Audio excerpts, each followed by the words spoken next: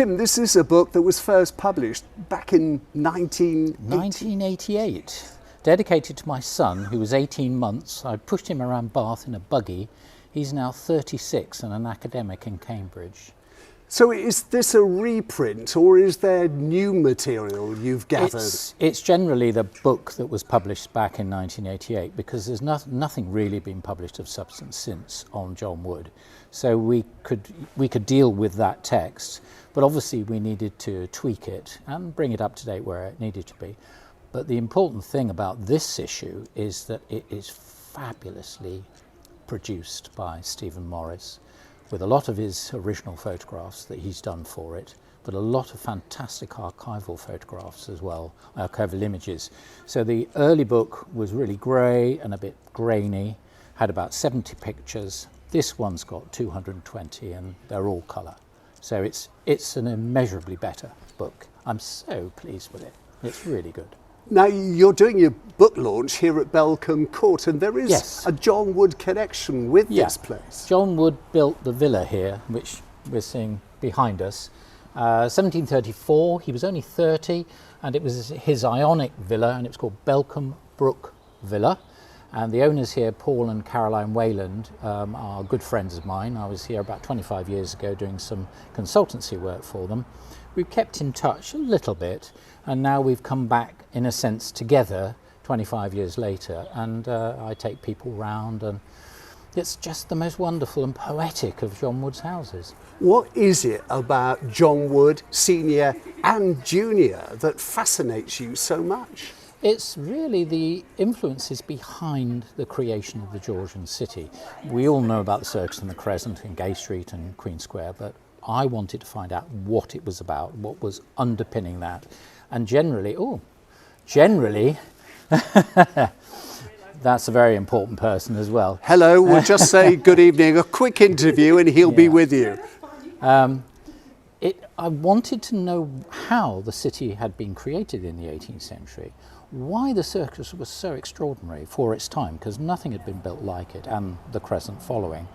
And the more I read about John Wood, the more I read about his obsessions with the Druids, with Bladud, the ancient founder of Bath, I realised that it was all to do with Freemasonry and Stonehenge, Druidic stone circles, Stanton Drew and so on, even down to the measurements of the circus. And so that's really what I wanted to write about. The last time you and I actually were having a conversation was in the middle of the circus, We were. which is where you would like to see a statue of John Wood the Elder erected. Yeah. What we've done for this new book, we've put a photograph, which we've sort of digitally enhanced, of a drawing that was done by Gerald Lang back in 1989 for a sculpture. But nobody in Bath wanted it. Couldn't get anybody interested, couldn't really get much money for it.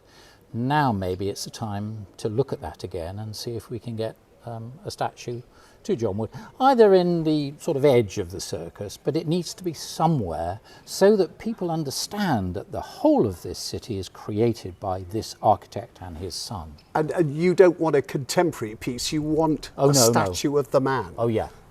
He's nothing to do with the slave trade, so we're fine. We're fine. We can have a proper statue. Can I ask you one more question, then I'll let you go to your fans.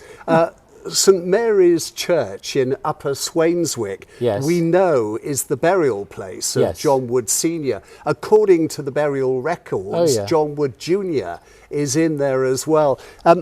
I think very shortly the archaeology department of Bristol University is going to come down and do a bit of ground radar to try and identify maybe how many people are lying under those stones. Well, it'd be fantastic to know, wouldn't it? John Wood, when he died, wanted to be buried there because that's where Bladud crashed to his death after trying to fly from Salisbury Hill.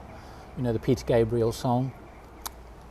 So if Bladud ended there, John Wood wanted to be buried next to his big hero figure.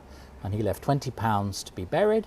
He didn't want his clothes taken off, he just wanted a winding sheet round him and put into, well, it's the aisle, isn't it, with that very nice, beautifully restored, you've seen it, haven't you, that restored slab. Yes. So that's, again, is all part of the story of Wood, antiquarianism, Stonehenge, Stanton Drew, Bladud, this obsession he's got with the pre-Roman Celtic people of Bath. Thank you very much indeed. Another train on its way to Weymouth. Thank you very much. Let you go and launch the book. All right, Richard. Tim, thank you. Bye.